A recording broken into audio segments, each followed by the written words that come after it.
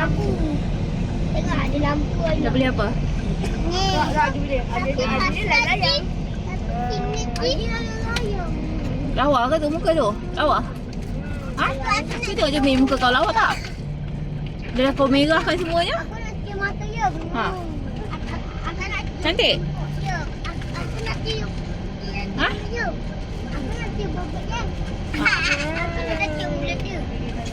Aku nak tengok. Okey. Kaki dia. Nah, dah pakai buat apa? Simpan. Macam mana simpan? Ha? Tutup dulu yang tu. Yang pink-pink tu tutup tu. Okey. Ha. Adik, ini nak pasang kat Okey. mana? Masuk dalam beg. Ini kan. Susun. Dah tegak kan? Lagi? Adik pasang. Ha. Okey. Dekat. Okey, good. Tak. Zip. Back to zip. Ini. Letak Mana zipnya? alit di sana kan? Ini alit di sana. Ha, boleh ke? Boleh.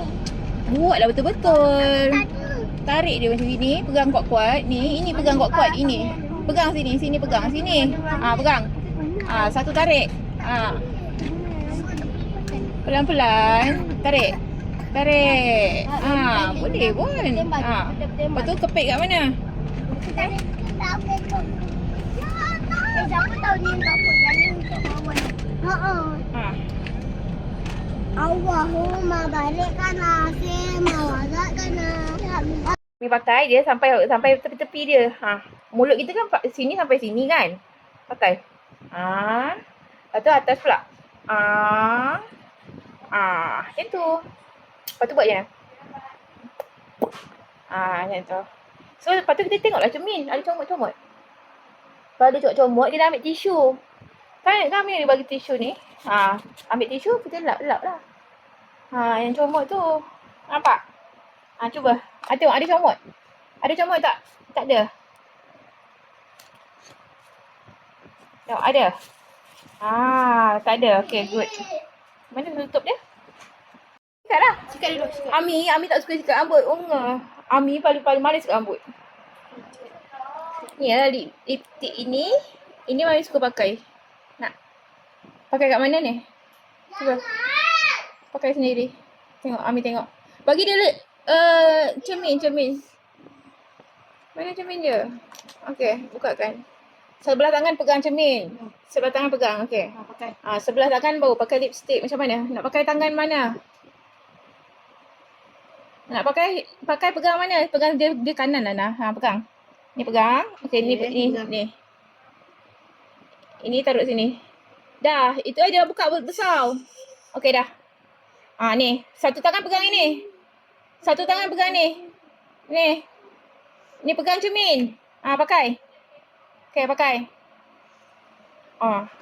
Tengok cermin. Kat mana tonyonya? Okey. Kan? Macam tu. Tegak sikit muka. Tegak sikit pun nampak cahaya. Pandai. Yes. Okey, Ami pula pakai. Okey, good. Cermin? Okey. Ami pakai pula. Pink.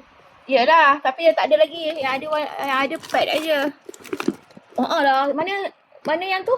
Maskara tu kau punya lah. Ni Mami punya ada dalam ni. Ini ada lipstick Mami. Tapi colour dia tak pink. Tak cantik. Ami tak pakai. Yang dalam beg makeup Mami. Beg makeup Mami mana? Beg makeup. Ni?